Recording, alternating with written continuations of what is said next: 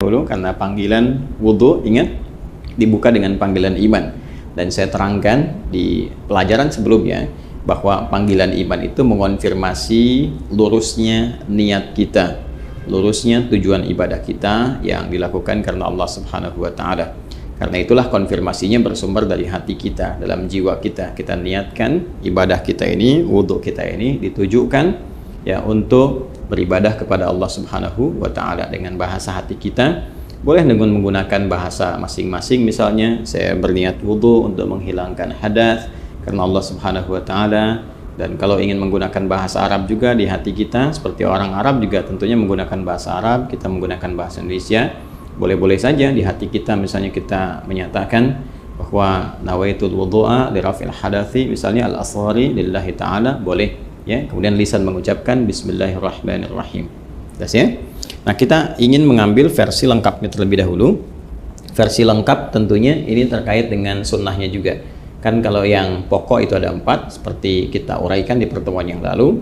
Kemudian versi lengkap ini kita bisa ambil versi yang dicontohkan langsung oleh sahabat Utsman bin Affan radhiyallahu taala anhu, yang mengambil pelajaran dari contoh wudhunya Nabi sallallahu alaihi wasallam. Nanti bisa dilihat di Sahih Al-Bukhari ya, di Sahih Al-Bukhari topik yang keempat, Kitabul Wudhu, subtopik yang ke-23. Baik, sekarang kita akan coba memulai praktek, dan tentunya tadi sudah kita sampaikan memulai dengan niat ya, kemudian mengucapkan bismillahirrahmanirrahim. Nah, ingat betul baik-baik bahwa Islam seperti diuraikan di pertemuan yang lalu sangat perhatian detil terhadap segala hal, terutama aspek-aspek yang melahirkan manfaat.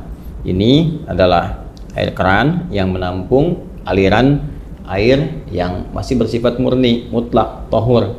Jadi ini sangat bermanfaat, karena itu tidak diperkenankan untuk membuang-buang air ya. Sekali lagi, tidak diperkenankan membuang-buang air pada keadaan yang tidak semestinya. Itu dalam Islam disebut dengan israf, mubazir ya. Karena itu seperlunya kita keluarkan, kalau menggunakan keran ini seperlunya kita keluarkan, tampung dulu airnya kan. Nah, yang pertama kita gunakan untuk menyela-nyela kan. Bagian pertama kita gunakan untuk menyela-nyela seperti ini, keluar, tidak usah terlalu besar ya, nggak usah terlalu besar sehingga airnya juga tidak boros ya untuk keluar. Nah, ini kita menyela-nyela dulu, dimulai dari kanan ya, ingat ya, selalu dimulai dari yang kanan. Nanti di Al-Bukhari ini di subtopik yang ke-31. Jadi kalau kita baca topik yang keempat, kita berwudu, subtopik 31 itu ada namanya subtopik berjudul Babut Tayammun ya, memulai dengan bagian yang kanan. Selalu kanan didahulukan, kanan dahulukan. Baik ya, jadi kita mulai. Ini kita buka dulu secukupnya kerannya, keluar air. Ulangi ya, tadi sudah kita bismillahirrahmanirrahim, niatkan dalam hati. Kemudian kita menyelai-nyelai seperti ini ya, ini bagian pertama. Nah, lalu yang kiri juga dibersihkan dulu seperti ini ya, sudah ya. Nah, ini sudah dibersihkan.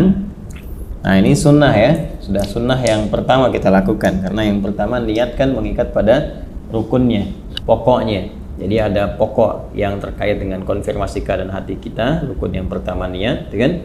Nah, kemudian dikonfirmasi di lisan dengan bismillahirrahmanirrahim. Lalu setelah itu kita masuki sunnah-sunnah, memulai dengan sunnah berwudu. Tadi sudah menyela-nyela dulu, ini membersihkan bagian jemari-jemari dan telapak ya. Baik, sehingga keadaannya bersih sebelum membersihkan yang lain. Baik, selesai. Kemudian langsung untuk berkumur-kumur kita ambil. Nah, biasanya saya melakukan seperti ini. Kalau sudah ngambil seperti ini ya. Nah, ini ghurfah namanya. Ghurfah itu dengan satu genggaman ya, cidukan seperti ini. Genggaman atau cidukan seperti ini. Nanti biasanya kalau saya suka melakukan untuk menghemat itu, begitu dibuka sudah cukup ini ya. Lalu saya akan tutup terlebih dahulu, tutup. Nah, sehingga air tidak terus mengalir ya. Jadi langsung kita kumur-kumur.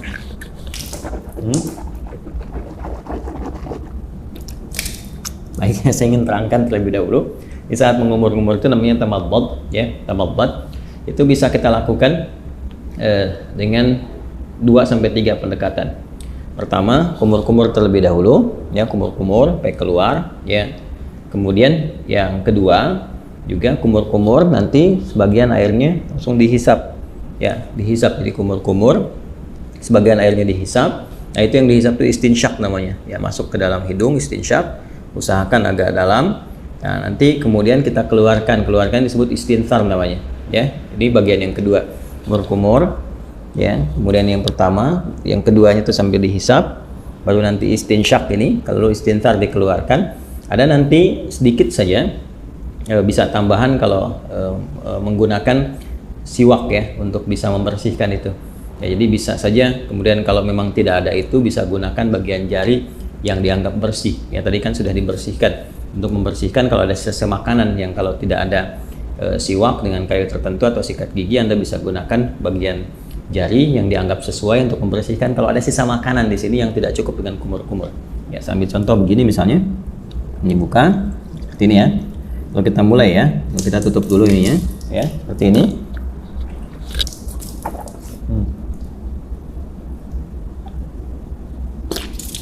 Gitu ya. Nah, ini untuk yang sikat giginya atau membersihkan bagian sisa makanan, sehingga kalau sudah makan ya tidak sempat juga sikat giginya, nanti kita bisa bersihkan dengan bagian jari yang sesuai. Ya, itu untuk kondisi-kondisi tertentu. Saya ulang ya. Nanti setelah itu istinsyaknya nanti bisa terpisah. Kalau bisa bersamaan juga bagus. Gini sambil istinsyak kan, nanti dikeluarkan. Ya, kita ambil contoh ya. Yang simple dulu. Ini ambil begini. Ya, kita kumur-kumur.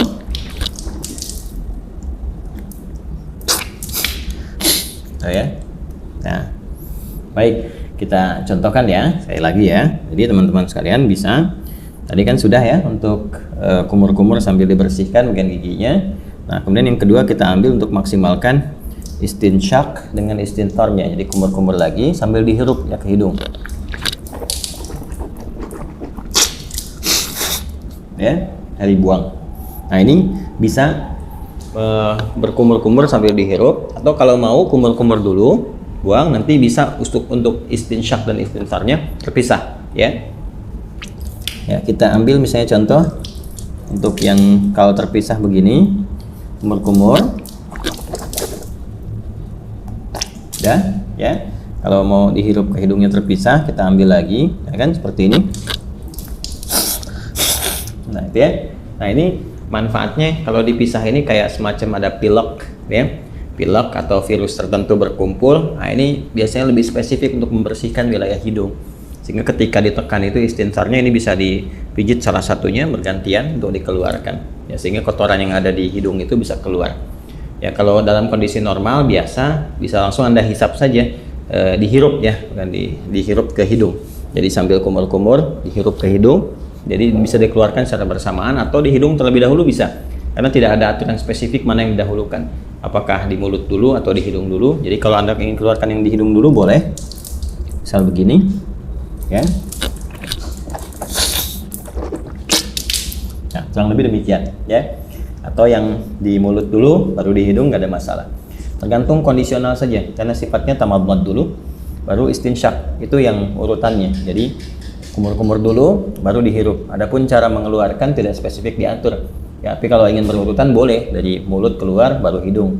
Terus kalau kondisi ingin membersihkan spesifik khusus boleh dipisahkan, kumur-kumur ya, kemudian dilepas, baru kemudian khusus untuk yang hidung untuk memudahkan yang di dalam itu keluar. Hikmahnya kan mengeluarkan yang kotor. Jelas ya? Baik, bisa dipahami ya teman-teman sekalian. Nah, jadi itu untuk yang pertama, kumur-kumur. Sekali lagi, buka kerannya. Saya ulang ya, kerannya buka, ambil air gorfah namanya, segenggaman seperti ini ya. Kemudian kalau sudah cukup, tutup ini supaya tidak mubazir, kumur-kumur itu ya, jelas ya. Nah, baru kemudian dicuci kembali, disiapkan. Nah, ini kalau sekali cukup sudah, kalau diperlukan 2 kali 2 kali, 3 kali 3 kali ya. Dan ini tadi penggunaan jemari sekali lagi ya, untuk menegaskan atau menghilangkan bagian bekas-bekas kalau ada makanan dan sebagainya yang kalau sekiranya tidak memungkinkan untuk gosok gigi atau membersihkan. Jelas ya? Baik, lanjut. Dari sini saya tes air dulu. Kemudian kita buka kembali. Nah, sekarang masuk ke bagian yang pokok. Ya, buka lagi, masuk ke sini, bagian yang pokok, tutup, baru ke wajah. Nah, ini yang ingin saya contohkan, bagian pokok yang paling utama itu. Ini ghasala itu ambil airnya, tumpahkan di wajah begini. Ini lihatnya yang telunjuk begini. Oh, seperti ini. Nah, ini bagian jempol yang di sini belakang. Kemudian langsung ke bawah. Nah, ini yang diselai-selai di janggutnya. Ya. Maksudnya apa? Supaya meresap air ke pori-pori karena melewati janggut ke dalam sini. Kalau nggak ada janggutnya bisa langsung dibasuh ke dagu ya, sini. Nah, jadi ini satu, kalau dirasakan belum cukup keseluruhannya, ambil lagi begini. Ya. Terus seperti ini. Kemudian tutup dulu. Ya. Terus seperti ini. Ya. Saya kira 2 kali juga bisa cukup ya. Seperti ini. Ya. Nah, ini nanti ada versi yang sekali itu versinya Ibnu Abbas radhiyallahu taala anhuma yang menyontoh praktek Nabi yang pernah menggunakan sekali. Itu kalau di Al-Bukhari, subtopik yang ke-21, marratan ya. Babul wudu, judulnya itu Babul wudu marratan. Bab pembahasan tentang wudu yang sekali basuh ya. Kemudian nanti yang versi yang keduanya, subtopik 22, itu yang versinya Abdullah bin Zaid. Babul wudu marrataini, 2 kali. Ya, kemudian versi yang Utsman bin Affan radhiyallahu taala anhu, yaitu yang subtopik 23. Itu yang 3 kali, talatan. Nah, versi yang dimaksudkan itu adalah pengalaman sahabat-sahabat mulia ini melihat wudunya Nabi untuk memanfaatkan air, dan juga terkait dengan luasan cakupan ya, apakah tercakup nggak dengan air itu kepada bagian-bagian yang harus dibasuh atau diusap dalam wudhu itu. Prinsipnya demikian. Jadi boleh sekali-sekali, 2 kali atau 3 kali, dan mendahulukan yang kanan. Ingat ya, mendahulukan yang kanan. Ada namanya subab yang pernah juga saya utarakan, yang nomor 31 subtopiknya babut tayammun ya, tentang tayammun ketika Nabi mengajarkan Ummu Atiyah radhiyallahu taala anha bagaimana mendahulukan yang kanan. Jadi kanan dulu baru kemudian kiri. Nah, ini tentang kanan dulu kemudian yang kiri juga akan masuk setelah ini. Ya, setelah kemudian wajah selesai, baru tangan sampai siku. Ini kita ambil lagi. Ya, wajah selesai, tangan sampai siku, kumpulkan seperti ini airnya. Nah, teman-teman sekalian, ini ya. Kemudian tumpahkan di tangan ini, ya, sampai siku ke sini. Nah, lalu ke sini depan. Nah, terus sampai ke sini, ya. Nah, ratakan seperti ini. Jelas ya? Nah, kalau dirasakan belum cukup, rata, buka lagi airnya, ya. Nah, dianggap cukup, ditumpahkan, tutup dulu seperti ini. Nah, nanti bisa dari depan begini, ya. Kemudian ke belakang bisa seperti ini, yang fleksibel saja. Penting airnya ditumpahkan, bisa ke sini dulu, bisa ke sini dulu. Ya, tadi kan saya mulai dari belakang itu seperti ini, ke depan. Kemudian yang kedua saya mulai dari depan untuk meratakan, ya, seperti ini. Jelas ya? Nah, kemudian setelah itu ke yang kiri, itu yang dibuka lagi. Nah, tutup seperti ini, ya.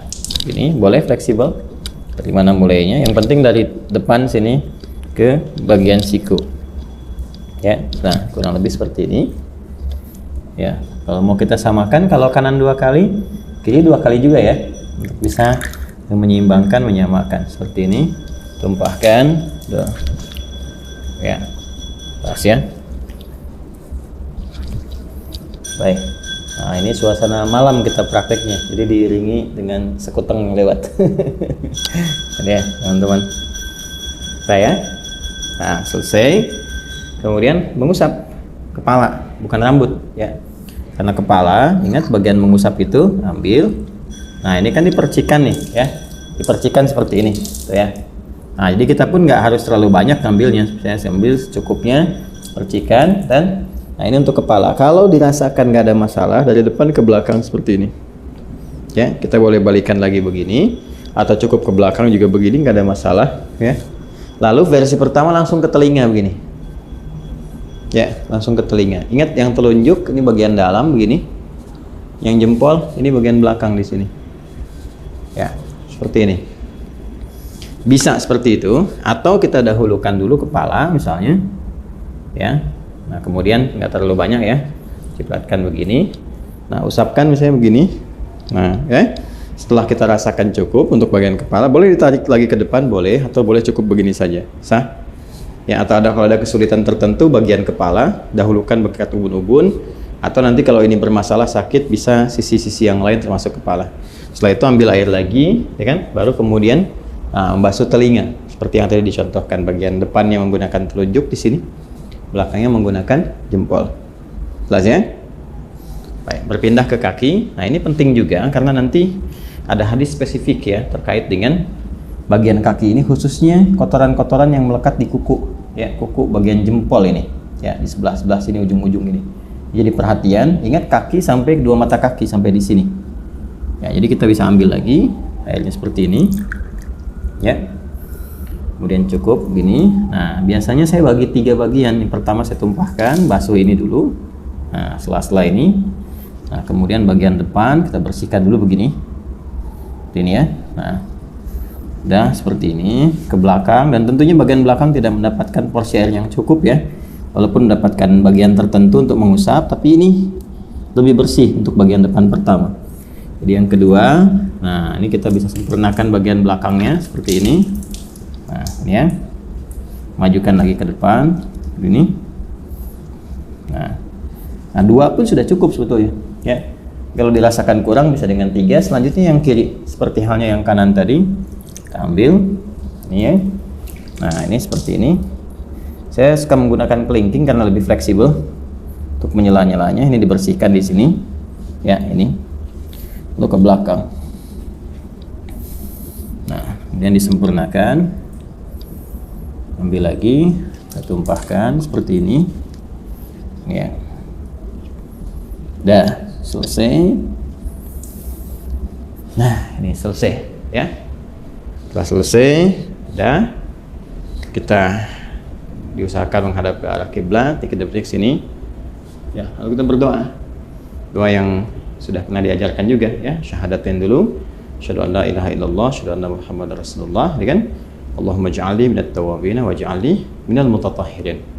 Ya, kalau kita ingin supportkan doanya supaya dengan kita taubat, kemudian juga kita bersuci ya, ya Allah jadikan aku termasuk orang taubat. Berarti ini tadi kita sambil evaluasi. Makanya ada ulama juga yang menyarankan sambil saat dibasuh ini, dan nadhafah ini kan nadhafah nih luarnya, nadhafah. Ya, tapi juga harus ada al-husnu wadhiya. Sifat husnu wadhiya itu yang dimaksud dengan taharahnya. Bersih luarnya, suci dalamnya. Ini yang disyarat Nabi di hadis Muslim. Begitu jatuh air wudhu itu, jatuh pula dosa-dosa yang melekat kepada fungsi-fungsi organ tubuh yang digunakan itu. Jatuh. Nah, jatuhnya ini dengan taubat. Jadi kita merasakan ini ada yang salah nih sebelum wudhu nih ya, supaya hilang kesalahan itu. Makanya ada ulama yang mengajarkan evaluasi saat dibasuh itu, merasakan dalam diri, minta sama Allah supaya digugurkan dosa yang ada di wajah, gugurkan dosa yang ada di tangan, macam-macam. Dalam hati kita bisa meminta dengan bahasa kita, ya Allah, gitu kan, mohon hilangkan kesalahan-kesalahan yang melekat atau kebiasaan buruk pada tangan, pada wajah sebelumnya ya, dan sampai dengan ke ujung kaki. Itu dalam hati kita bisa meminta, tidak ada masalah di situ, karena ada unsur taubat di dalamnya. Jadi begitu selesai kita berdoa, kita mohon kepada Allah, digolongkan pada orang-orang yang taubat, kemudian juga yang terbiasa bersuci. Mutatahhir itu biasa bersuci. Jadi begitu wudunya misalnya batal, suci lagi, sehingga terjaga dalam kebaikan. Karena prinsip wudu itu kan menjaga diri dalam kebaikan. Oke? Baik, selesai ini dengan menggunakan versi kran. Ya, gunakan versi kran.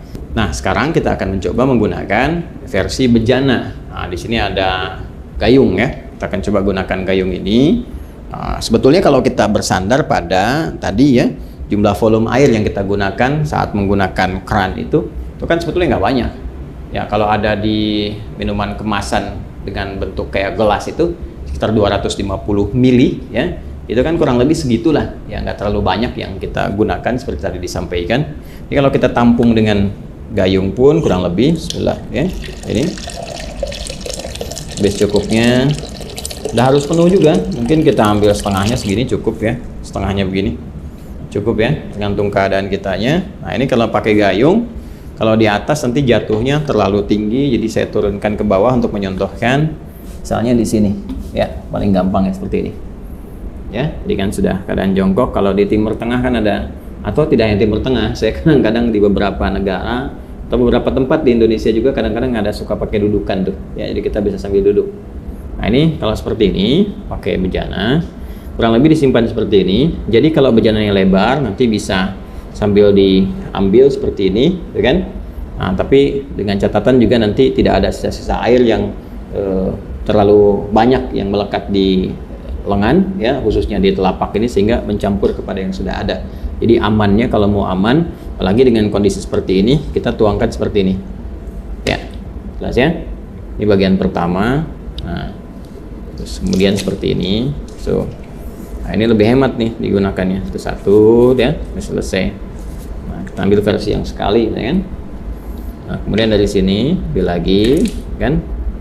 Nah, ini ya. Nah, ini kumur-kumur.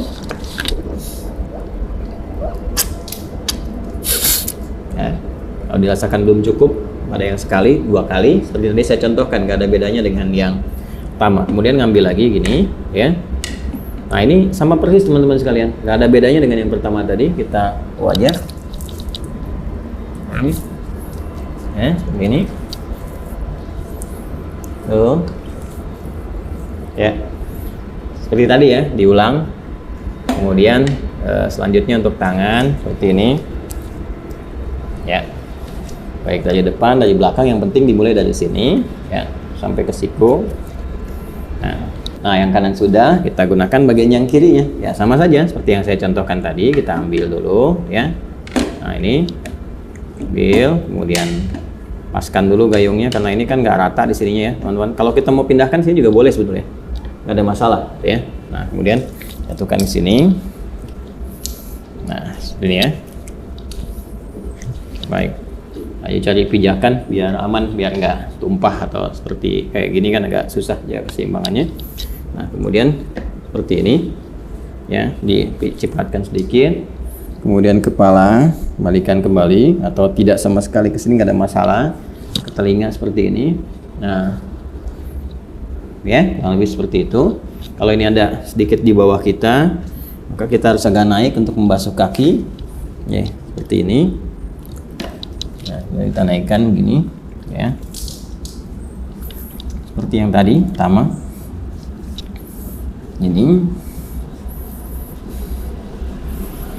baik, kemudian diambil lagi, ya, seperti ini ke belakang untuk meratakan. Dia 2 kali ya, teman-teman sekalian ya. Ya, kemudian pakai yang kirinya seperti ini. Seperti yang dicontohkan di awal tadi. Setelah itu kita ambil lagi sekali lagi.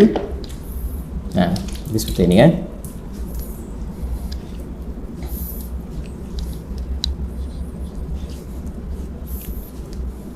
Baik. Selesai.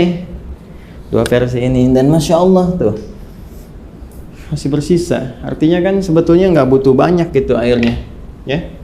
Nggak butuh banyak, tinggal kita berdoa. Setelah itu seperti tadi disampaikan. Jadi kurang lebih seperti itu contoh yang bisa kita tunjukkan. Dimulai dari awal, kemudian mengondisikan dulu, ya, kerannya seperti apa yang bisa digunakan. Jangan mubadir, bersiap-siap. Kalau saya suka membiasakan karena ini hadapnya ke kiblat nih. Ini kan arahnya ke kiblat nih.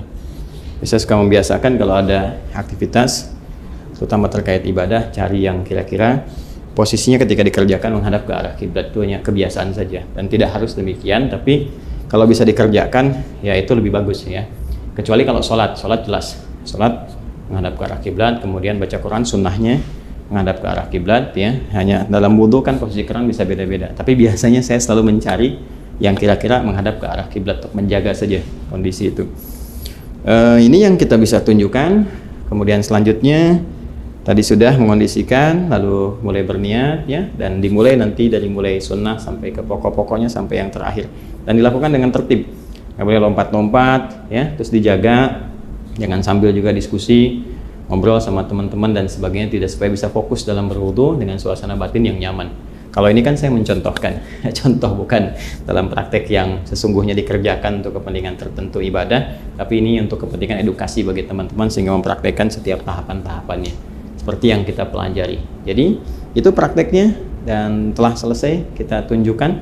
Alhamdulillah di suasana pagi ya, atau subuh menjelang pagi, teman-teman bisa belajar, dan saya mengambil video ini malam-malam nih setelah tugas, malam-malam langsung ke masjid dan kita praktekkan sehingga suasananya cukup berbeda ya. Alhamdulillah bisa direkam dengan cukup baik dan sekarang kita pelajari bersama. Saya kira itu yang bisa disampaikan. Terima kasih atas perhatian teman-teman semuanya, semoga bermanfaat pelajaran kita kali ini, dan lebih daripada itu semoga semuanya diridhoi oleh Allah Subhanahu wa taala. Sekali lagi, terima kasih atas perhatiannya. Silahkan dicoba untuk dipahami, dipraktekkan baik-baik, dan hal-hal yang terkait dengan pendalaman kita insya Allah bahas di sesi Zoom ya. Misalnya tentang bagaimana menggunakan di satu bejana untuk penggunaan oleh 2 atau 3 orang atau lebih misalnya. Kemudian juga kapan posisi bersiwak kalau dalam berwudu, kalau ada kayu siwaknya misalnya, ya apakah posisinya sebelum sholatnya atau dalam wudunya atau setelahnya. Nah, itu kita bisa diuraikan di kesempatan-kesempatan dalam sesi pendalaman. Yang tadi yang saya tunjukkan adalah keumuman yang bisa dipraktekkan oleh siapapun, yang tidak ada beda antara laki-laki dengan perempuan. Demikian, semoga Allah merahmati. Subhanakallahumma bihamdika asyhadu an la ilaha illa anta astaghfiruka wa atubu ilaik. Assalamualaikum warahmatullahi wabarakatuh. Cara wudhu yang dianjurkan oleh Nabi SAW, tentu Anda bisa temukan banyak sekali dan ini sudah sering kita praktikin. Anda mengambil air, kemudian Anda mulai membasuh telapak tangan kanan, dan kemudian telapak tangan kiri, ini bagian luar terlebih dahulu. Anda perhatikan baik-baik, pegang itu pergelangan, kenakan air, pastikan sebelah kanan kena, bagian luar. Sebelah kiri kena ya, kemudian bagian dalam dan selat-selatkan di antara jari-jari, pastikan semuanya kena. 1, ya. Kemudian Anda buat lagi, ya. 2 sampai sempurna betul ya, kena semua. Sampai 3 kali. Kemudian Anda mengambil secakup air di telapak tangan Anda, ya. Itu yang dicontohkan dalam riwayat Utsman bin Affan radhiyallahu anhu pada saat mempraktikkan wudu Nabi SAW, mengambil air kemudian setengahnya dimasukkan ke dalam mulut sambil madmadah, kumur-kumur. Dan kumur-kumur atau madmadah ini itu harusnya seluruh rongga mulut bagian dalam kena. Jadi bukan cuma dibuang langsung, enggak, tapi memang dikumur-kumur. Ya, dipastikan semua rongga mulut kita, karena semua dosa yang ada di situ itu akan jatuh. Ya. Dipastikan Anda kumur-kumur dan Anda jangan buru-buru membuangnya. Anda kumur-kumur, sisanya setelah Anda masuk Anda kumur-kumur, sisanya Anda hirup. Dihirup ya, namanya istinsyak, dihirup. Kata Nabi SAW, balik fil istinsyak, ya, kuatkan istinsyak, ya. Illa takunu sha'ima, kecuali kalian sedang puasa. Kalau lagi puasa ada anjuran untuk lebih pelan, tapi kalau tidak dihirup. Lalu istinthar, keluarkan dengan tangan kiri dengan kuat. Nah, selanjutnya Anda ambil air dengan 2 telapak tangan, lalu Anda membasuh wajah Anda, ya, di awal tempat tumbuhnya rambut, ya. Kemudian kena sampai ke samping sebelah kuping, ya, dipastikan kiri kanan sampai ke dagu, ya. Dipastikan seperti itu, jadi dipastikan kena semua. Dan bagi yang punya jenggot seperti kami, tentu menyilat-nyilatkan jarinya di antara jenggotnya. Dipastikan semuanya kena. Kalau yang saya sering lakukan, saya mengambil air, saya letakkan di tengah-tengah wajah, lalu saya putar seperti ini. Sehingga saya merasa semuanya kena ya. Intinya Anda mengenakan semua wajah 3 kali. Kemudian Anda mengambil telapak tangan kanan, lalu Anda tarik sampai ke siku. Pastikan siku ini sering kali nggak kena air soalnya. Anda tarik sampai ke siku, kemudian Anda putar ke dalam. Ya. 1. Atau Anda ambil dari atas, Anda turunkan, ya, kemudian Anda masukkan lagi kembali ke dalam. Ya. Ini 3 kali kanan dan 3 kali kiri. Ingat, saya selalu ingatkan, pastikan kena semuanya air teman-teman. Kalau perlu tangan kita berjalan ya, sampai ke siku ini, ya, baru kemudian ditarik kembali. Setelah itu Anda ambil air, ditaruh di awal tumbuhnya rambut untuk kepala, ditarik ke belakang sampai ke tengkuk, sampai ke leher, ya, batang leher. Kemudian ditarik kembali ke depan, lalu kemudian jari telunjuk Anda masuk ke dalam kuping dan ibu jari Anda putar di belakang kuping seperti memijit kuping kita. Ya, ini sekali aja. Yang tadi semua telapak tangan, kumur-kumur sama hidung, kemudian wajah dan tangan sampai siku, ini 3 kali semua kecuali kepala. Kepala ini nanti juga kaki 3 kali ya. Kepala sekali saja sunnahnya. Menarik sampai ke tengkuk, kemudian mengembalikan lagi, lalu kemudian masukkan jari telunjuk ke dalam kuping dan memutar di belakang kuping. Kemudian Anda membasuh kaki, ya, dibasuh kakinya, dipastikan batas minimalnya adalah mata kaki maksud saya, maka harus di atas mata kaki. Kata Nabi SAW, ya, sungguhnya anggota tubuh seseorang yang berwudu itu akan dipenuhi dengan perhiasan pada hari kiamat. Siapa yang bisa memanjangkan cahaya, dia panjangkan cahaya. Maksudnya dia jangkauannya, ya, dia panjangkan jangkauannya. Atau riwayat ini atau tentang memanjangkan ini ada di riwayat yang pertama tadi tentang masalah kita akan datang pada hari kiamat dengan anggota tubuh kita yang kena wudunya akan mengeluarkan cahaya. Maka kata Nabi SAW, siapa yang bisa memanjangkan jangkauan, ya, misalnya batas minimal sini dilebihkan, batas minimal sini dilebihkan, ya, batas minimal mata kaki dilebihkan sampai ke betisnya, maka lakukanlah. Jadi wudu teman-teman sekalian adalah hal yang luar biasa. Tapi menengok dari tulisannya laki-laki. Kalau Ustaz, mohon beritahu kami gimana cara berwudu. Ada mikrofon yang bisa tempel sini. Satu lagi, imam itu. Dia minta cara berwudu. Kalau saya ngajar cara berwudu itu satu SKS. Harus ada timbanya, tapi karena tak ada, pegang. Agak dekat sedikit. Udah, tak usah pakai itu. Tinggi sedikit. Dah, tengok baik-baik ya. Idza staiqaza ahadukum, kalau kamu bangun tidur, fala yughmis, jangan masukkan tanganmu ke dalam bejana ember, li'annahu la yadri aina batat yaduhu, karena kau tak tahu tadi malam tanganmu nginap di hotel mana. Maka basuh dulu. Kalau tak ada gayung, tak ada cedok, maka dimiringkan bejana itu, basuh dulu. Setelah bersih, barulah kau ambil gayung. Jangan pakai keran, karena kalau keran itu mubazir, banyak air habis. Basuh. Dah, setelah basuh tangan, pertama istinsyaq, madmadah, masuk air ke mulut langsung ke hidung. Kalau pergi ke Makkah, bergumpal-gumpal tai hidung, jangan dikorek, berdarah dia, gitu loh. Buang, nanti keluar tai hidung tubuh gumpal. Kalau ada anak ayam mati. Manfaat menarik air ini membantu oksigen naik ke otak. Ini oksigen mesti masuk ke otak, kalau tidak kena stroke ringan. Maka ditarik ke atas. Apalagi yang flu, yang pilek, bagus, tarik ke atas. Sakit Pak Ustaz? Iyalah. Dah, gosok. Kalau ada siwak, gosok. Saya sebelum kesini gosok gigi dulu. Gosok gigi, bersih. Jangan sampai kita sholat mulut bau hantu.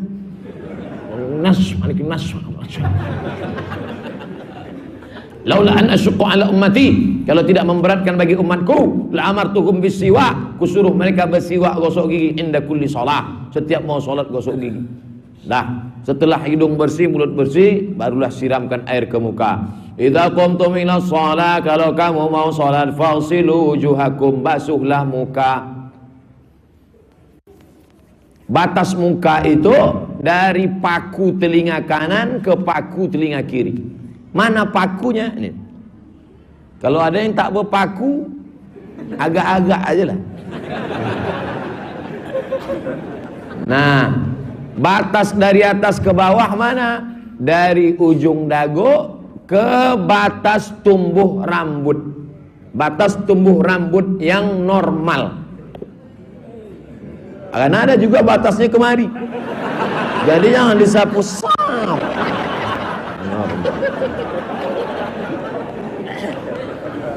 Dari paku nih, karena ada juga saya tengok orang wudu, itu bukan wudu, itu namanya basuh muka. Dah, faghsilu wujuhakum, wajah 3 kali. Wa aydiyakum, kalau berjanggut panjang, takhlil di celah-celah supaya basah. Wa aydiyakum ilal marafiq, tangan sampai siku. Masuk air. Ditadlik, gosok. Karena kalau ini takut tak kena. Tengok, mana tahu ada bekas gotah karet tadi habis motong menakik. Mana tahu ada bekas kulit ikan mas tadi, jangan sampai. Karena sebesar ujung beras pun tak kena, maka batal wudu. Kalau batal wudu, batal sholat. Takhlil, celah. Kuku jangan panjang, karena kalau kuku panjang air tak masuk. Periksa ujung. Cara meriksa kuku ujung. Tengok tak ada. Ini sekarang banyak anak-anak gadis ni kuku hitam. Kuku hitam, di atas black kutek, di bawah black daki. Panjang kuku gini ya.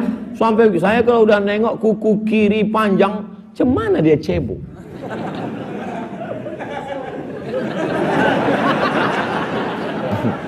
Makanya kalian yang lajang-lajang kalau mau berbini, itu tengok kuku. Jangan tengok muka dulu. Ini banyak muka tu tengok. Oh, kuku hantu. Dah, tangan kanan. Kenapa tak begini? uduk ginilah. Rupanya kalau kita uduk begini, dia ngasih tahu dokter, kami Pak Ustadz kalau mau membedah orang, nyiram tangannya gini. Karena kalau kami siram begini, turunlah kumannya di ujung jari. Kalau kuman-kuman di ujung jari kami pakai mengoperasi, busuklah kulit orang, terkontaminasi bakteri. Tapi kami siram sampai ke siku, maka ujung tangan steril bersih. Dari mana Nabi Muhammad tahu itu? Padahal dia tak pernah terdaftar di fakultas kedokteran. Makanya anak-anak bapak masukkan ke kedokteran. Dia yang ngomong tuh nanti. Dah, setelah bersih, barulah kepala. Wamsahu biru'usikum. Usap kepala. Kepala tidak dibasuh. Jangan hidupkan keran kepala. Kepala disapu. Cara menyapu kepala ada 3. Sapulah kepala. Kebetulan gurunya orang Melayu, sapu kepala. Muridnya orang Jawa, diambilnya sapu. Mengusap kepala. Nabi itu bersorban. Nabi itu pakai sorban. Nabi SAW pakai sorban. Cara pakai sorban, ujungnya di kiri.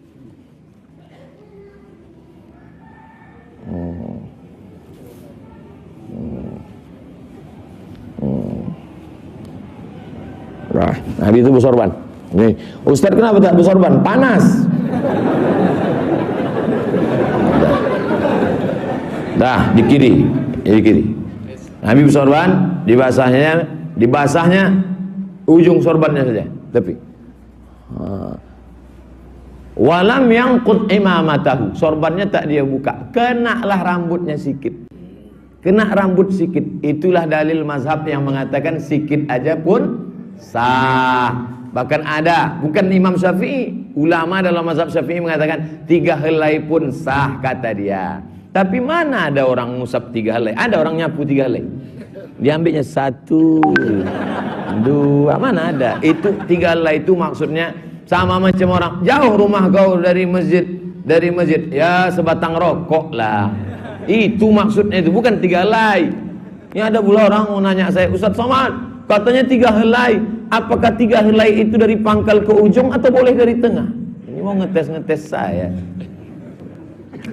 Cara kedua, dibasahkan tapak tangan, disapu ke dalam. Itulah dalil mazhab Hanafi, sikit saja 1/4 kepala, karena kepala. Cara yang ketiga, dibukanya. Nabi membuka sorban. Buka sorban, dibasahkannya tangannya, disapunya dari muka, ke belakang, maju ke depan, menyatu ke telinga. Jadi 3 cara. Pertama, sikit saja. Kedua, 1/4 kepala. Yang ketiga, muka ke belakang, ke muka, menyapu ke telinga. 3-tiganya sah, tak usah dipermasalahkan. Tapi kami belajar sikit aja Pak Ustaz, sah. Lalu yang masalah, yang tak sembahyang, sah kelahi gara-gara itu.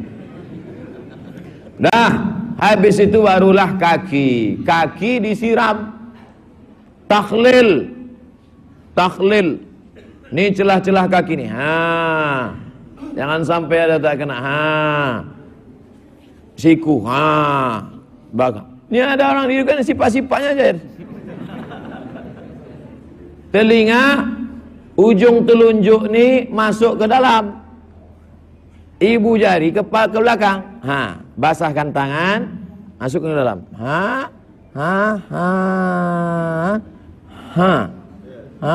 Ada lagi. Makanya telinga itu bersih. Ini sekarang banyak cantik. Ditengok sarang Spiderman dalam. Orang Islam itu bersih. Tangan bersih, kuku bersih, bersunat. Memang gayanya pakai sarung tapi bersih. Ini pakai jas, pakai dasi tapi tak cebok. Ini pasti di internet nanti ejek-ejek ini. Terserahlah, salah sendiri. Kalau mau tak sakit hati, bersunatlah. Habis itu barulah berdoa. La ilaha illallah syarikalah. Asyhadu an la ilaha illallah syarika lahu, asyhadu anna Muhammadan abduhu wa rasuluhu. Allahumma ij'alni minat tawabin wa ij'alni minal mutatahhirin wa ij'alni min ibadikash. Yang mau ngangkat tangan, disapunya mukanya, sah, boleh. Yang tak mau ngangkat tangan, dia diam aja, boleh juga. Angkat tangan, sapu muka, boleh. Ngangkat tangan, tidak sapu muka, boleh. Tak angkat tangan, tak sapu muka, tak apa. Tak ada angin, tak ada hujan, sapu muka aja. Tak tahu entah kenapa sapunya. Dah, itu pertanyaannya tadi.